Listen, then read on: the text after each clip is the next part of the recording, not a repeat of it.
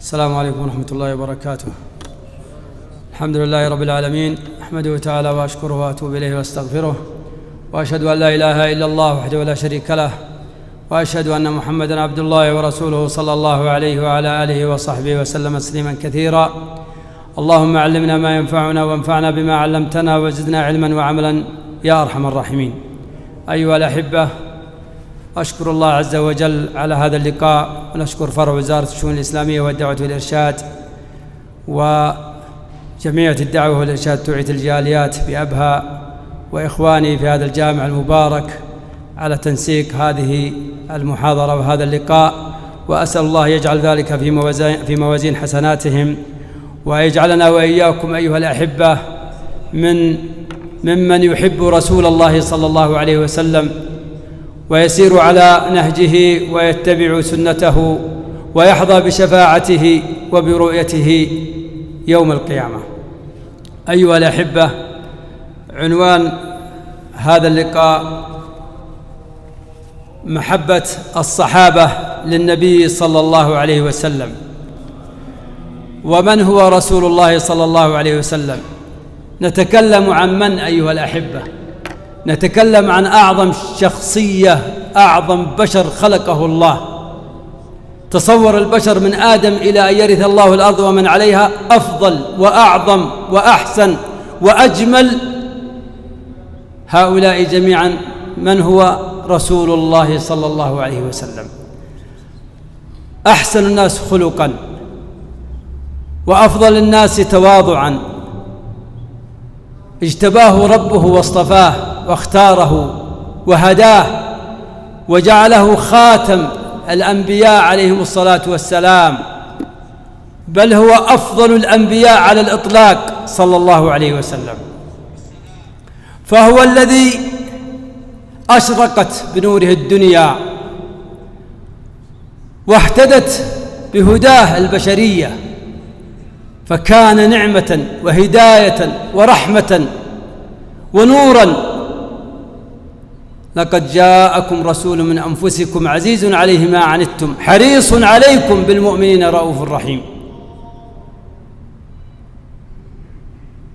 الله تبارك وتعالى كمل هذا الرجل، هذا النبي، هذا الإمام صلى الله عليه وسلم: وإنك لعلى خلق عظيم. لم يحبه البشر فقط، بل حتى الحجر والشجر والدواب تحب رسول الله صلى الله عليه وسلم. ولذلك يا أيها الأحبة،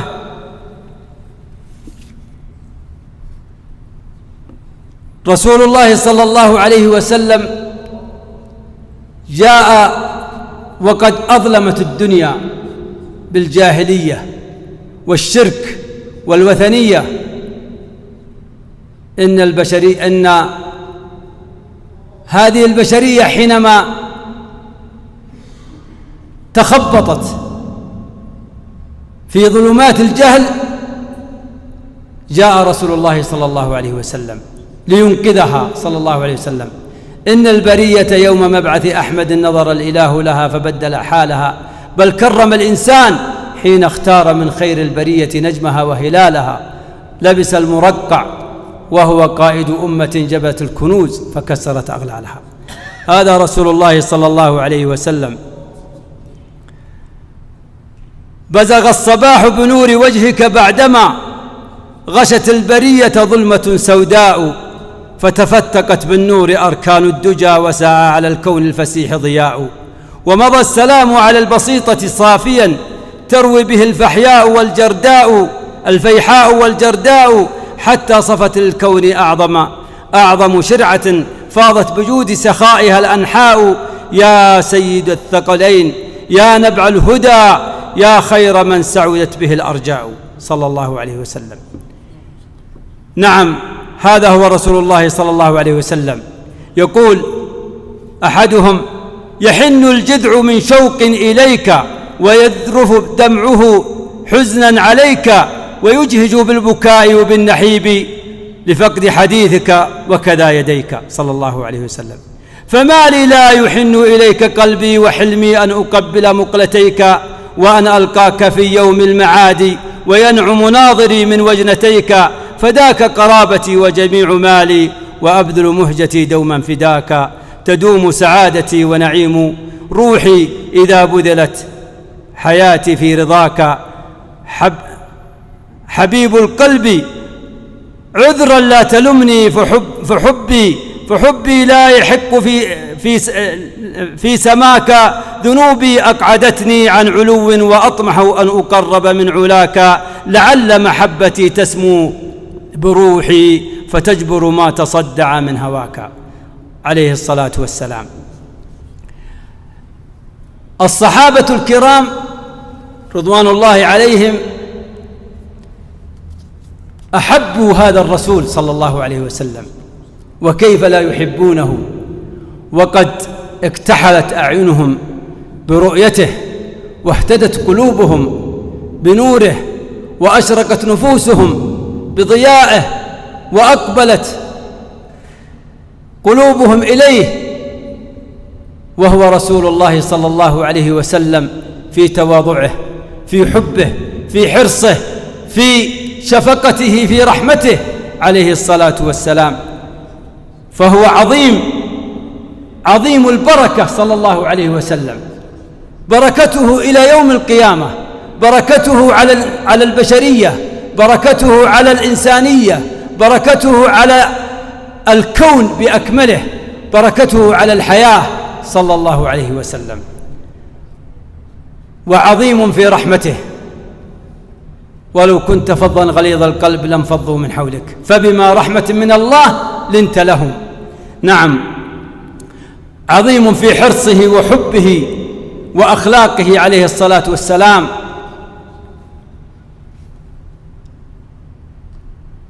ولذلك يقول صلى الله عليه وسلم: 3 من كن فيه وجد بهن حلاوة الإيمان، حديث أنس في البخاري ومسلم: أن يكون الله ورسوله أحب إليه مما سواهما، وأن يحب المرء لا يحبه إلا لله، وأن يكره أن يعود في الكفر بعد إذا أنقذه الله منه، كما يكره أن يقذف في النار.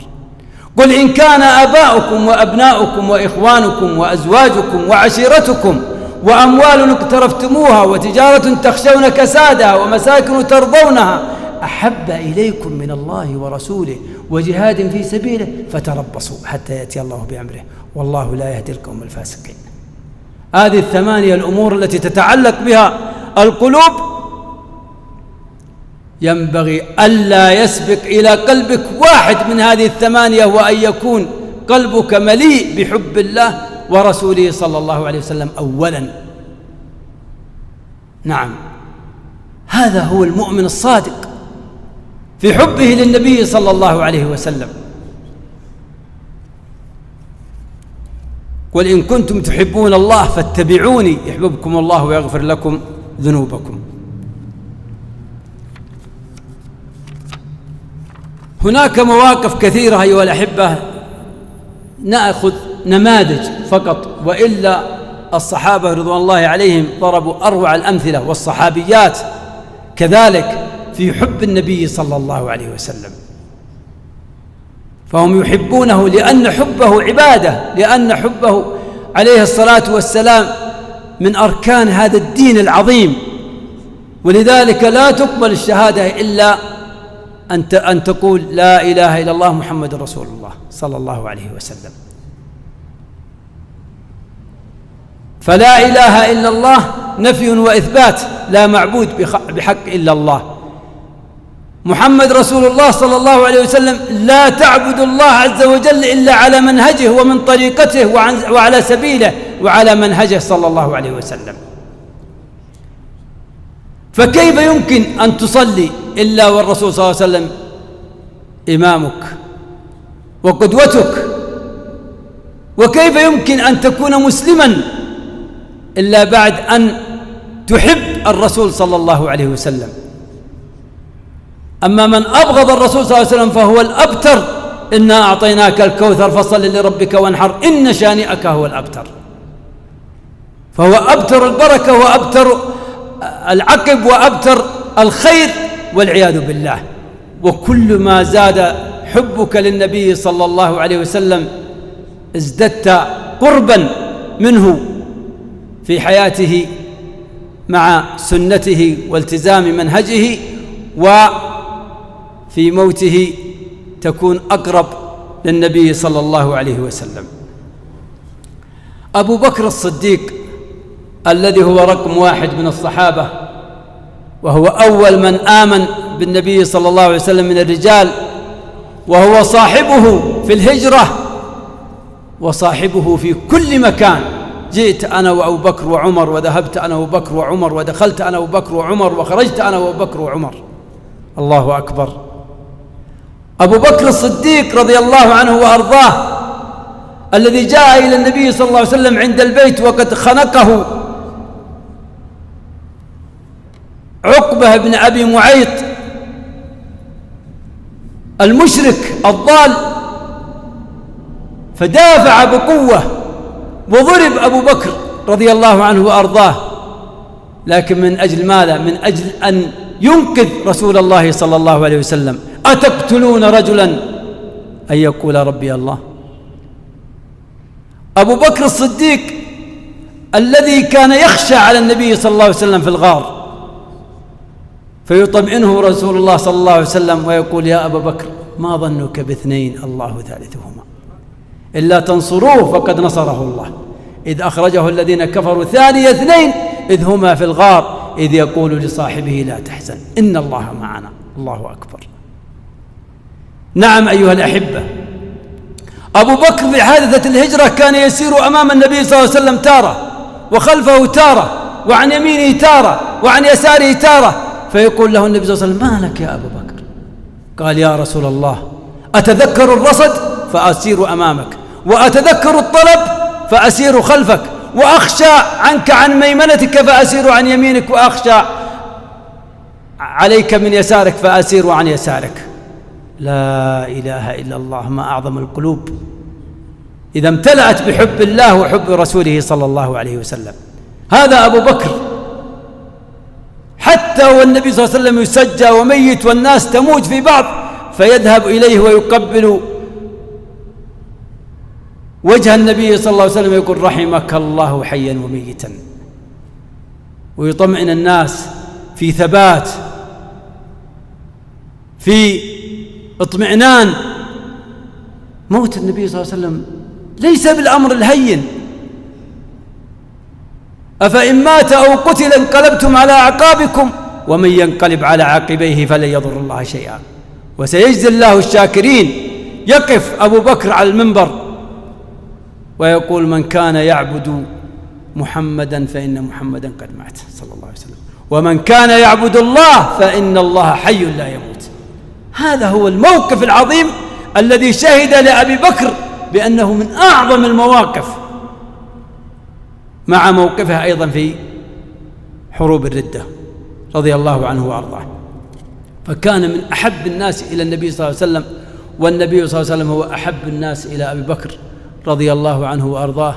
أعطاه ماله كله ووقته كله وجهده كله وكل شيء، حتى أن النبي صلى الله عليه وسلم حصل ملاحاة، حصل خصومة بين أبي بكر وعمر، فكان يقول النبي صلى الله عليه وسلم: هل لا تركتم لي صاحبي، هل لا تركتم لي صاحبي، فما أوذي بعدها. أبو بكر الصديق رضي الله عنه وأرضاه. ولذلك يسمع النبي صلى الله عليه وسلم على المنبر وهو يقول: إن عبدا من عباد الله خيره الله بين الدنيا والآخرة فاختار الآخرة. الصحابة يعني صامتون، لكن أبو بكر يبكي. لماذا؟ يعلم أنه رسول الله صلى الله عليه وسلم، وأنه سيموت، وأنه هو الذي يخير عليه الصلاة والسلام. نموذج آخر عمر في قوته وصلابته وشجاعته رضي الله عنه وأرضاه، كان صريحا مع نفسه يقول: يا رسول الله والله إنك لأحب إلي من كل شيء إلا من نفسي. الله أكبر. فيقول صلى الله عليه وسلم: لا يا عمر حتى أكون أحب إليك من نفسك. فيأتي مرة أخرى يقول: يا رسول الله والله إنك لأحب إلي من كل شيء حتى من نفسي. قال: الآن يا عمر الآن يا عمر. ولذلك عمر رضي الله عنه وأرضاه لديه اقتراحات، وأحيانا يجرؤ في غزوة الحديبية، فكان يناقش النبي صلى الله عليه وسلم: يا رسول الله لسنا على الحق ليسوا على الباطل، على ما نعطي الدنية في ديننا؟ قال: إني رسول الله ولن يضيعني الله. هكذا يقول النبي صلى الله عليه وسلم. ويذهب إلى أبي بكر ومثله يقول بعد ذلك، يقول: خشيت إني أسأت الأدب مع النبي صلى الله عليه وسلم. يقول: فكنت أتصدق لذلك الموقف. عثمان رضي الله عنه وأرضاه الذي كان النبي صلى الله عليه وسلم يستحي منه ويقول: ألا أستحي من رجل تستحي منه الملائكة. عثمان بعثه النبي صلى الله عليه وسلم في غزوة الحديبية إلى قريش، لأنه كان لديه علاقات عثمان رضي الله عنه وأرضاه ولديه قرابة. فلما وصل إلى قريش فاوضهم، لكن لا حيلة. قالوا: إن أردت أن تطوف أنت بالبيت طف، أما محمد ومن معه لا يطوفون. قال: والله ما كنت لأطوف بالبيت ورسول الله صلى الله عليه وسلم لم يطف. ولذلك لما أشيع أنه قتل، لأنهم حبسوا عثمان، أشيع أنه قتل، فالنبي صلى الله عليه وسلم بايع الصحابة على القتال. نعم، هذه مواقف عظيمة للصحابة رضوان الله عليهم. علي رضي الله عنه وأرضاه حينما يقول النبي صلى الله عليه وسلم للصحابة: لا أعطين الراية غدا رجلا يحب الله ورسوله، هذا الشاهد، ويحبه الله ورسوله. فبات الناس يدوكون، يعني يفكرون ويتأملون: من هذا الشخصية، من هذا الرجل الذي حظى بهذا الموقف العظيم؟ لا أعطين الراية غدا، الراية التي يقاتل عليها ويذهب إلى خيبر يقاتل اليهود في خيبر. لا أعطين الراية غدا رجلا يحب الله ورسوله ويحبه الله ورسوله. يقول عمر: فكنت أرفع قامتي رجاء أن يعطيني رسول الله صلى الله عليه وسلم الراية. ثم لما صلى الفجر والتفت قال: أين علي بن أبي طالب؟ قالوا: يا رسول الله أنه يشكو الرمد في عينه. قال: إلي به. فجاءوا به يهادى بين الرجلين ما يرى، فبصق في عينيه فما كان بها من رمد، وشفي. معجزات للنبي صلى الله عليه وسلم. ثم أعطاه الراية وقال: على رسلك. إذن هذا الرجل يحب الله ورسوله بشهادة النبي صلى الله عليه وسلم. يقول سهيل بن عمرو في غزوة الحديبية، يقول: والله ما رأيت مثل محمد عليه الصلاة والسلام وأصحابه، والله ما يأمر أمرا إلا ابتدروا أمره، ولا يتكلموا إلا خفضوا الأصوات عنده، ولا يبصق إلا استقبلوها بأكفهم ودلكوا بها وجوههم عليه الصلاة والسلام. ما هذا؟ وفدت على الملوك والرؤساء فلم أرى كمحمد وأصحاب محمد عليه الصلاة والسلام. عمرو بن العاص يقول: والله لو طلبتموني أن أصف رسول الله صلى الله عليه وسلم ما استطعت، فما كنت أحد النظر حياء من النبي صلى الله عليه وسلم. مواقف عظيمة تدل على حبهم. وأبو سفيان لما غدرت المشركون، غدروا في السبعة على ماء الرجيع، منهم خبيب بن عدي وزيد بن الدثنة، لما قتلوا زيد قبل أن يقتلوه يقول أبو سفيان: يا زيد أسألك بالله هل تريد أن محمد مكانك وأنك في أهلك؟ قال: والله الذي لا إله إلا هو ما أحب أن يشاك رسول الله صلى الله عليه وسلم في مكانه شوكة وهو في مكانه عليه الصلاة والسلام، فيقطع ويقتل. خبيب أيضا يقولون له نفس الكلام، قال والله ما أحب أن يشاك بشوكة رسول الله صلى الله عليه وسلم وإني في أهلي، ولست أبالي حين أقتل مسلما على أي جنب كان في الله مصرعي. الله أكبر. أنس بن مالك الذي خدم النبي صلى الله عليه وسلم 10 سنوات، لا شك أنه حظي بأمر عظيم وهو رسول الله صلى الله عليه وسلم. يقول دخل النبي صلى الله عليه وسلم المدينة فأضاء فيها كل شيء عليه الصلاة والسلام. إنا أرسلناك شاهدا ومبشرا ونذيرا وداعيا إلى الله بإذنه وسراجا منيرا صلى الله عليه وسلم. قال فمات رسول الله صلى الله عليه وسلم فأظلم فيها كل شيء.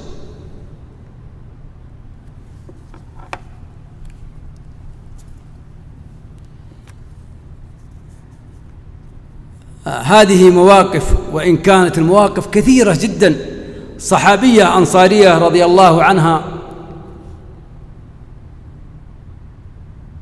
قتل زوجها وأخوها وأبوها وولدها في أحد، فكل ما قالوا قتل أبوك قالت ما فعل رسول الله صلى الله عليه وسلم، قتل زوجك ما فعل رسول الله صلى الله عليه وسلم، حتى قالوا هو بخير، قالت حتى أراه. فذهبت فرأت النبي صلى الله عليه وسلم فقالت يا رسول الله كل مصيبة بعدك جلل، يعني هينة، المصائب أهون ما دام أنك بخير يا رسول الله صلى الله عليه وسلم. أبو دجانة يقول لما حمل المشركون على رسول الله صلى الله عليه وسلم تترست للنبي صلى الله عليه وسلم وجعلته يتترس بي، فكانت السهام تتقاذف حتى أصبح كالقنفذ. أبو دجانة رضي الله عنه وأرضاه من السهام دفاعا عن النبي صلى الله عليه وسلم. سعد بن أبي وقاص يقول له ارم سعد فذاك أبي وأمي. طلحة رضي الله عنه وأرضاه وهو يدافع عن النبي صلى الله عليه وسلم في ذلك الموقف في أحد حينما أصيب صلى الله عليه وسلم وكسرت رباعيته وشق وجهه وسقط في الحفرة صلى الله عليه وسلم، جاءت السهام على يد طلحة حتى شلت يده رضي الله عنه وأرضاه. أبو عبيدة في ذلك الموقف لما رأوا أن المغفر قد حلقتاه قد دخلت في وجنتي النبي صلى الله عليه وسلم عالجوها، حاول أبو بكر وعمر ما في فائدة. ما الذي حدث؟ قال أبو عبيدة عنكم، ثم أخذها يجرها بأسنانه حتى سقطت أسنانه دفاعا وحبا عن رسول الله صلى الله عليه وسلم. ماذا نقول نحن؟ ماذا نقول نحن لرسول الله صلى الله عليه وسلم؟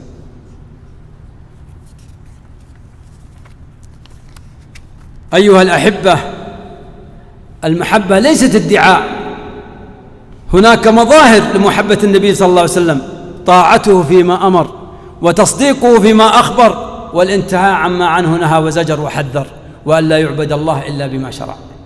نعم، الدفاع عن سنة النبي صلى الله عليه وسلم، توقيره، متابعته، طاعته.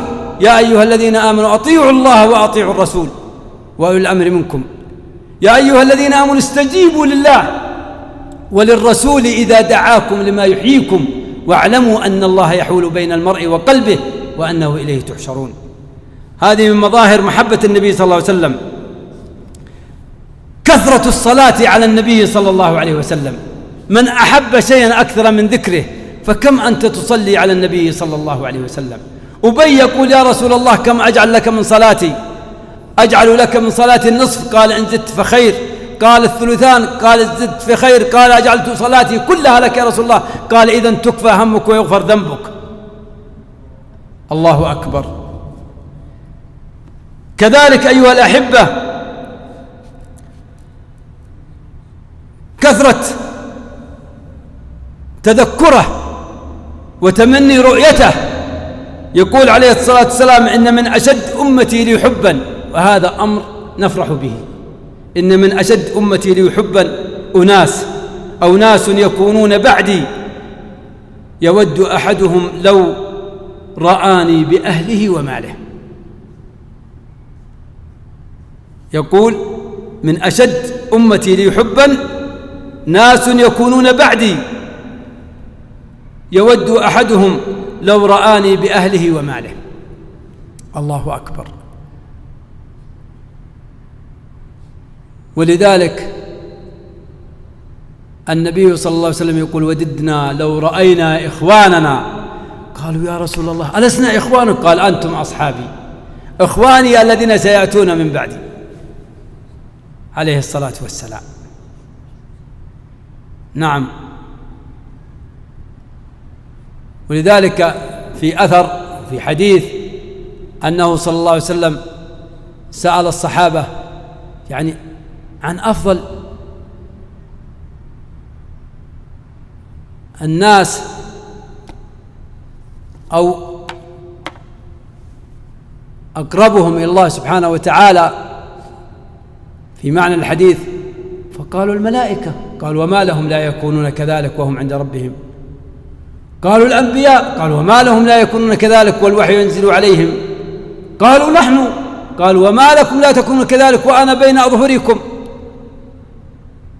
إنما هم أناس يأتون بعدي ويؤمنون بي، عليه الصلاة والسلام. فهذه أيضا من ما يجعل الإنسان يفرح ويطمئن ويزداد رسوخا ومحبة للنبي صلى الله عليه وسلم. أيضا من مظاهر محبته محبة قرابته صلى الله عليه وسلم وأهل بيته عليه الصلاة والسلام، محبة على السنة وليست كما يفعل الشيعة والصوفية والعياذ بالله، يخرجون من هذه المحبة إلى الشرك والوثنية، ويدعون لهم العصمة والألوهية والربوبية والعياذ بالله. أيضا محبة أصحاب النبي صلى الله عليه وسلم، هذه من مظاهر حبك للنبي صلى الله عليه وسلم. قال صلى الله عليه وسلم لا تسبوا أصحابي فوالذي نفسي بيده لو أنفق أحدكم مثل أحد ذهبا ما بلغ مد أحدهم ولا نصيفه. لا تسبوا أصحابي. انتبه، أصحاب النبي صلى الله عليه وسلم. كذلك محبة سنته عليه الصلاة والسلام. نختم أيها الأحبة بثمرات هذه المحبة. ما هي ثمرات حبك للنبي عليه الصلاة والسلام؟ الفوز بمحبة الله عز وجل. قل إن كنتم تحبون الله فاتبعوني يحببكم الله ويغفر لكم ذنوبكم. حلاوة الإيمان، 3 من كن فيه وجد بهن حلاوة الإيمان كما مر معنا. مرافقة النبي صلى الله عليه وسلم في الجنة. ولذلك جاء أعرابي إلى النبي صلى الله عليه وسلم قال يا رسول الله الرجل يحب القوم ولما يلحق بهم، قال أنت مع من أحببت يوم القيامة. ولذلك أنس يقول ما فرحنا بشيء فرحنا بمثل هذا الحديث، فإننا نحب رسول الله صلى الله عليه وسلم وأبا بكر وعمر. نعم. فتحب النبي صلى الله عليه وسلم أنت معه يوم القيامة. مغفرة الذنوب وذهاب الهموم والغموم، فكل ما أحببته وأكثرت من الصلاة على النبي صلى الله عليه وسلم أذهب الله همك وغمك وغفر ذنبك. أيضا أنك ترد على النبي صلى الله عليه وسلم على الحوض الذي ماؤه أحلى من العسل وأبيض من اللبن وأباريقه كعدد نجوم السماء، من شرب منه شربة لا يظمأ بعدها أبدا. اللهم اجعلنا وإياكم منهم. فيسقيهم صلى الله عليه وسلم، فتكون ممن يرد الحوض على النبي صلى الله عليه وسلم فيشرب في ذلكم اليوم العظيم الذي يشتد فيه الكرب والحر والعطش والخوف. ولذلك النبي صلى الله عليه وسلم يقول يحال بيني وبين أناس فأقول أمتي أمتي، فيقال إنك لا تدري ما أحدثوا بعدك، فأقول سحقا سحقا بعدا بعدا لمن غير وبدل. فنعوذ بالله أن نغير وأن نبدل. أسأل الله بأسمائه الحسنى وصفاته العلى أن يرزقنا وإياكم حب رسول الله صلى الله عليه وسلم، وأن يحشرنا في زمرته، وأن يوردنا حوضه، وأن يرزقنا شفاعته صلى الله عليه وسلم. أسأله بأسمائه الحسنى وصفاته العلى أن يوفقنا وإياكم لطاعته سبحانه وتعالى واتباع سنة رسوله صلى الله عليه وسلم. شكر الله لكم، وأسأل الله بأسمائه الحسنى وصفاته العلى أن يجعل هذا المجلس من المجالس التي ترفعكم عند الله عز وجل في الدنيا والآخرة. والله تعالى أعلم، وصلى الله على نبينا محمد وعلى آله وصحبه أجمعين. جمعية الدعوة والإرشاد وتوعية الجاليات بأبها، بالدعوة نحيا.